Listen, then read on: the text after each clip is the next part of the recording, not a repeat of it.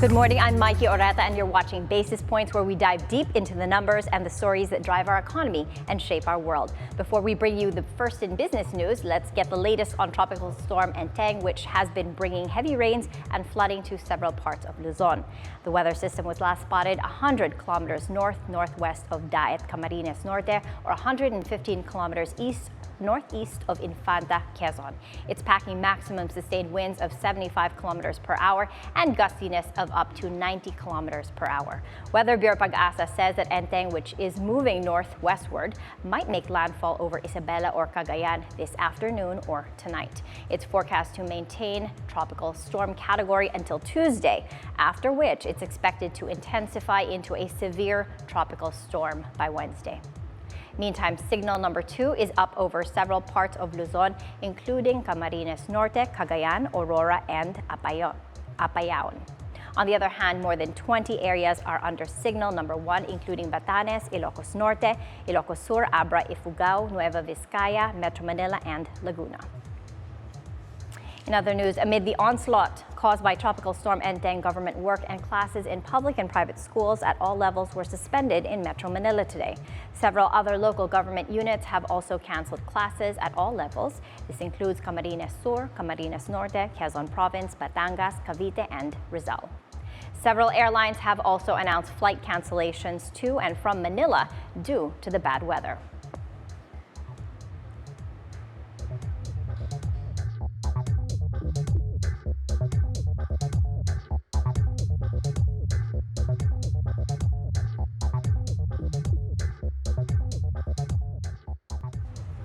In other news, Lapu-Lapu City Mayor Junard Chan denies any prior knowledge of the illegal Philippine offshore gaming operator, or POGO, discovered in his city on Saturday. More than 164 nationals were rescued during the raid at the tourist garden resort in Barangay Agus. They include Indonesians who were illegally forced to work online illicitly.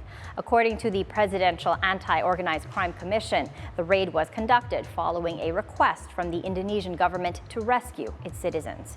The victims, who have been turned over to the Social Welfare Department, will be repatriated to their home countries. Now, in other news, China's manufacturing activity plummets to a 6-month low in August as factory gate prices fell and owners struggled for orders. The Purchasing Managers Index, or PMI, a key barometer of industrial output, slips to 49.1 from 49.4 in July. This is the metric's 6th straight decline and 4th month below the 50 mark, which separates growth from contraction. The worse than expected results indicates that the world's second-largest economy is struggling to recover from a property crisis that's hurt consumer confidence, and from the stiffer rules also from the West, which are affecting exports.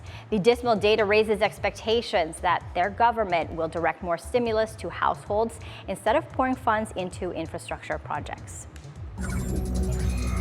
Elsewhere in the region, South Korea's exports rise for an 11th straight month, but at a slower pace. Overseas sales in August increased 11.4% year-on-year to $58 billion. That's weaker than the gain of 13.9% in July, which was the fastest in 6 months.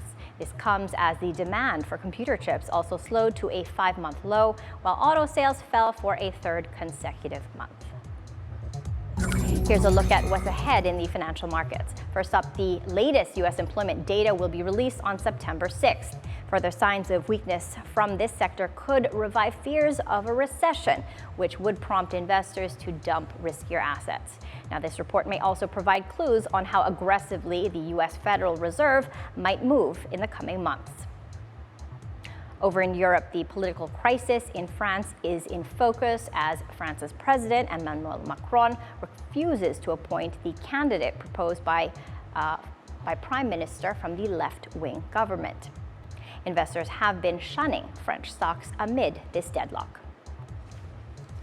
Elsewhere in Europe, the results of the September 1st elections in 2 East German states are also in focus, which could shake up the country's politics before its federal polls next year. Elsewhere in the world, African government officials will head to Beijing for the 9th edition of the Forum on the China-Africa Cooperation. This follows data that shows annual Chinese lending to the continent is far from peak levels between 2012 and 2018. The decline is caused by China's own domestic pressures and debt problems among African African economies. We're taking a quick break. Please stay with us as we dive deep into the numbers and the narratives that matter most to your bottom line.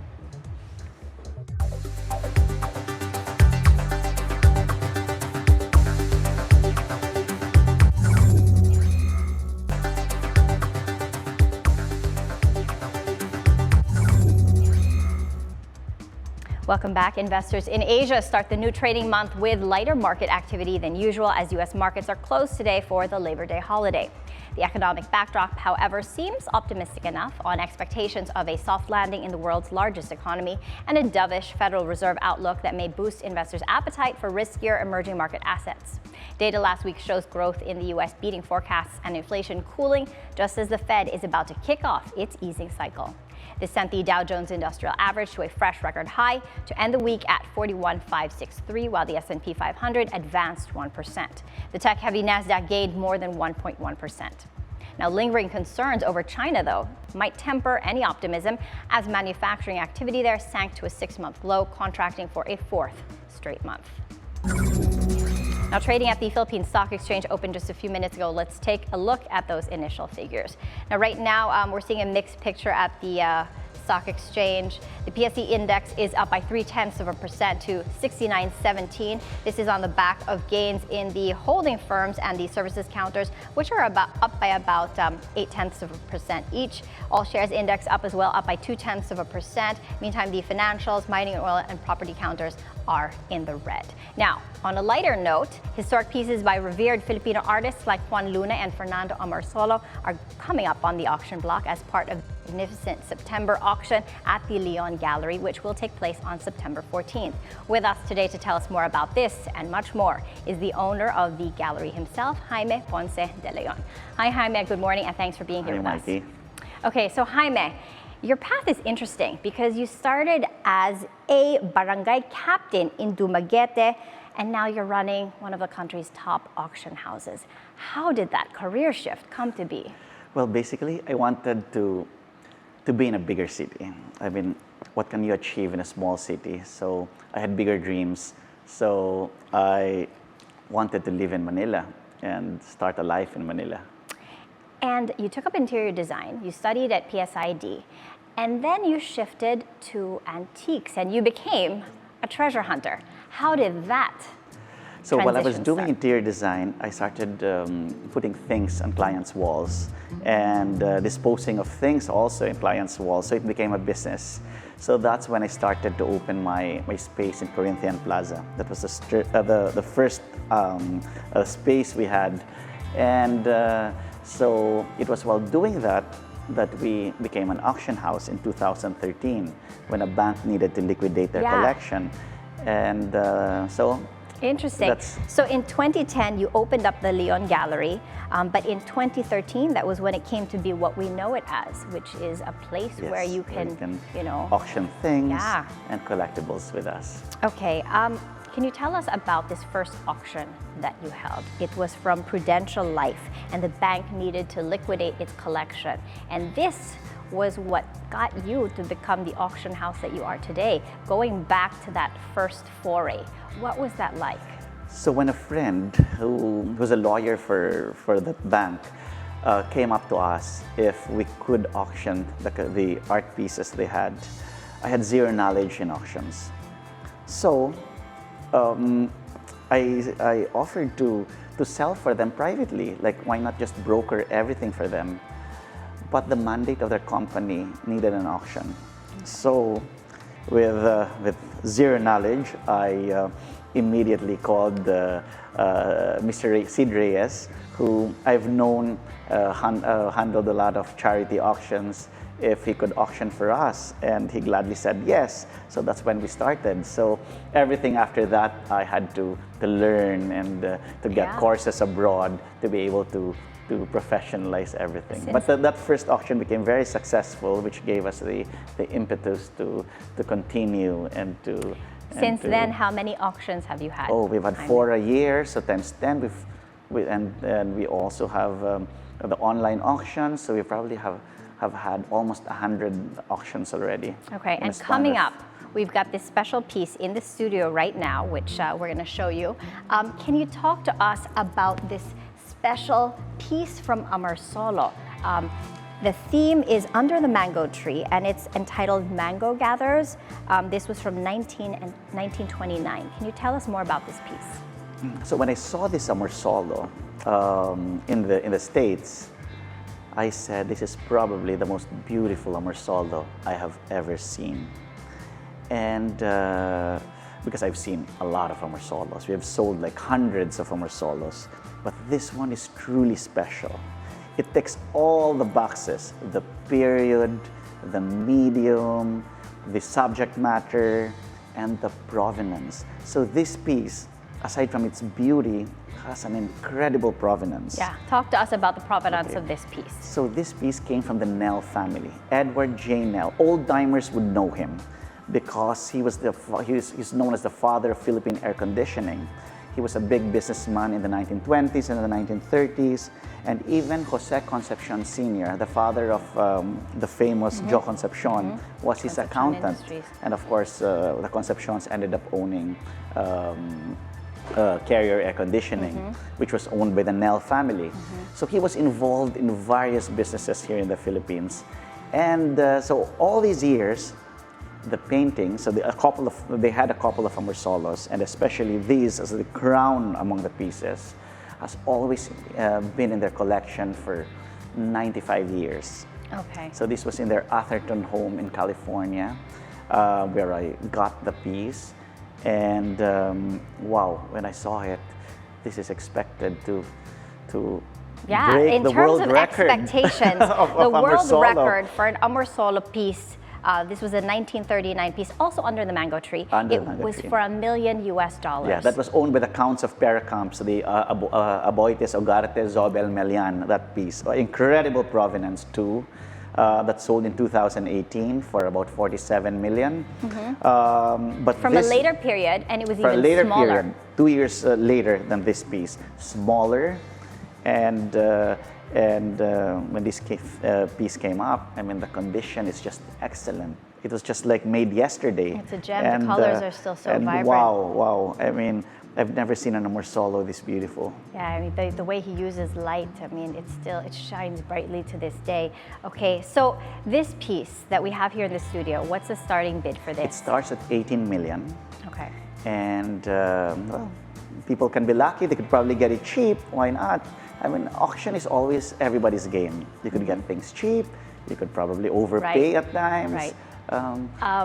But because you have this online component now, which kind of like was brought forth during you prepared for it prior to the pandemic, not knowing what was to come. And then all of a sudden, with this online capability, you were able to reach the world. Talk to us about possible competition worldwide for this piece. Yes, Jaime. exactly. So the good thing with having the online component is everyone can participate. So even if you are not physically present in our auction premises on September 14, you can be on your computer and bid with us, even if you're in the States, in Europe, wherever. So it is with that enables a lot of collectors, or even foreign institutions like museums, that they could participate, and that's the very reason why things go very well. And it's also a very it democratizes everything. Yeah, everyone. Well, if you have the means for it, you can have an Amarsolo. Any expectations as to how much this may fetch? The range? It is our hope that it breaks the current record. But that still remains to be seen. All right. Where can people go to take a look at it if they want to see it up front? So our space is at Leon Gallery, Eurovilla 1. It's at the corner of Rufino and Legazpi Streets. There's a lot of parking across. And the viewing begins on September 7. So anyone interested to view this Amarsolo and our 145 lots at auction, you're all welcome to come to us beginning September 7 and from 9 a.m. to 7 p.m. Yeah, take a look and get inspired. Now, apart from sales, Jaime, what are the metrics that you use to measure the success of each auction? There is of course, sales is really the number one metrics, metrics, but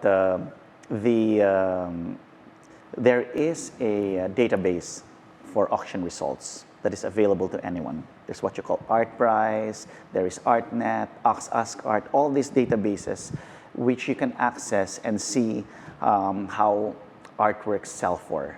So even if you have a particular artwork, it is a good... So there's a baseline. Yeah, it's a good index for comparison. Okay. Yeah. Two more things. Pricing is important, as is authenticity. How do you verify the authenticity of these pieces? For example, this piece that we have in the studio, how do you gauge the authenticity of it? Apart from the provenance, which tells a great compelling story. Has a respective authority. So in terms of Amorsolo, the authority would be Sylvia Amorsolo Lazo, the daughter of the artist. She's very credible. She's available for consultation. So we use her. And for other artists, also with their respective experts. Okay. All right, Jaime, can you talk to us about collector preferences? How have they changed since you started the Leon Gallery? Collecting art, there are trends in collecting. Like now, black art is quite in, marginalized artists are quite in. Like you can't be white to be an artist today, but all of these are cyclical. Everything is a cycle. So what is probably on trend now may not be tomorrow. Yeah. So the best thing is always follow what you like. And variety is nice. And there's going to be a time for everyone to shine. Exactly. If you're a realist, if you're abstract. So, all right, Jaime, thank you so much for your time. Thank you very much. And for showing us this beautiful piece. Thank you, Maiki. All right, that was Jaime Ponce de Leon, the owner of the Leon Gallery. Now we're going to be taking a quick break. Basis Points will be right back.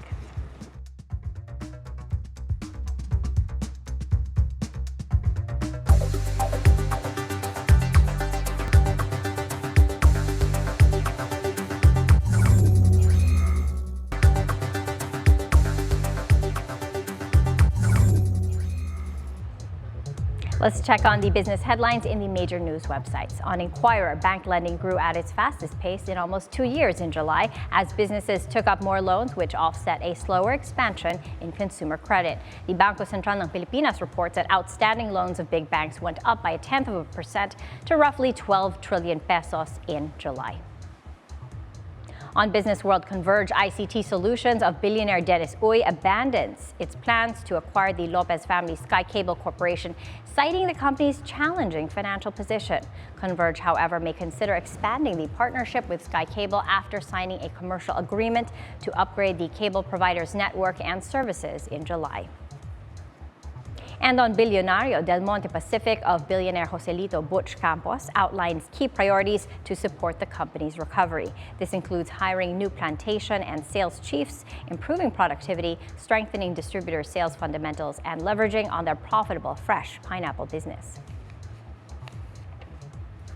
Now, as it turns out, the ghost month wasn't so spooky after all for the country's taipans. The combined wealth of the 14 richest Filipinos on the Forbes real-time billionaires list climbed 11% over the past month to $51 billion. That's triple the 4.2% rise in the Philippine Stock Exchange over the same period. Property tycoon Manny Villar is the biggest gainer thanks to his listed cemetery business, as Golden MV Holdings market value topped the 1 trillion peso mark. Now, interesting, the second biggest gainer is ports and casino mogul Ricky Razon, whose wealth got a boost from the 11% rally of International Container Terminal Services, ICTSI, after their stock climbed to an all-time high. Lucio Tan, the country's longest tenured ultra-billionaire, and Jollibee Foods' Tony Tan Catyong also increased their wealth by 8%. Meantime, the SM Group's C siblings tally a combined network of $13 billion is up 4% for the month. And Pure Gold's Susan Ko also makes her return to the list after a 3-month hiatus. And that's it for Basis Points. I'm Maiki Oreta. Please stay tuned tomorrow for more news on the financial markets and more. Keep it here on BNC, the Bilyonaryo news channel, always on top.